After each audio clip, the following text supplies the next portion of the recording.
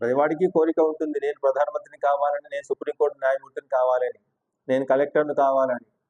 కానీ దానికి సంబంధించినటువంటి విషయాన్ని ఏంటిదో తెలుసుకొని దాంట్లో కృషి చేసి ఋషిలాగా తపస్సు చేసి దాన్ని సాధించగలిగితే అందరికీ సాధనాత్ సాధ్యతే సర్వం అని చెప్పినట్టుగా ప్రతి వ్యక్తి సాధించినట్టయితే, ప్రయత్నించినట్టయితే, మనస వాచ కర్మణ ఏదైతే మనం ప్రయత్నం చేస్తామో దానికి అనుగుణమైనటువంటి ఫలితాలు ఖచ్చితంగా పొంది తీరుతాం. ఋషి కావచ్చు, ముని కావచ్చు, వ్యాసుడు కూడా కావచ్చు, వాల్మీకి కూడా కావచ్చు, బ్రాహ్మడు కూడా కావచ్చు.